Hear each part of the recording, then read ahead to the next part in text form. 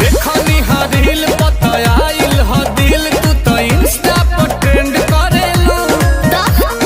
रहिले टराई में कबोरी पलाई में नंबर न सेंड करेलू। अच्छा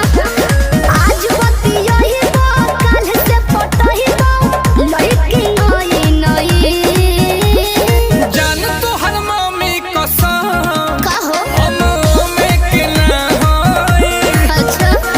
केहू पपी घल जाई कहो बनल में के ना होई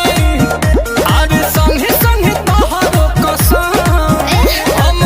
में के ना होई। अरे पगली साचो लिखवले बड़ा का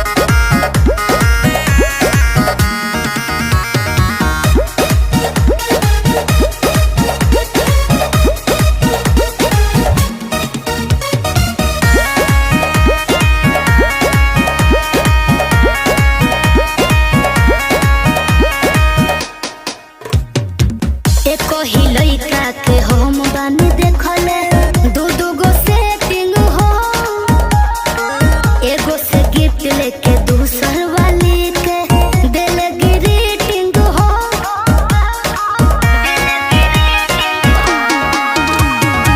तू बारू हाट देखी देही में हमारा होखेला हीटिंग हो अरे जान हो जाते यार सरकार को के देखो हमरा से मीटिंग हो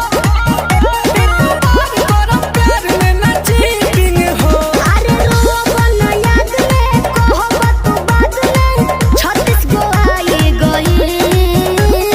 जान तो हर मम्मी कसम हम में के ना होई अच्छा और केहू पपी घल जाई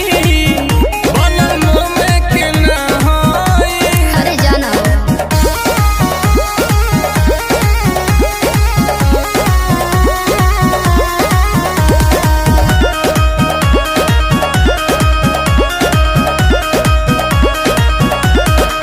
भइल पुरान पर पोज के तरीका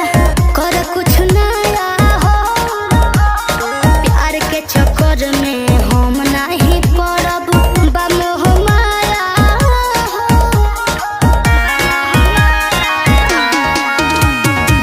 बायर एजेंट हो पेशेंट बनी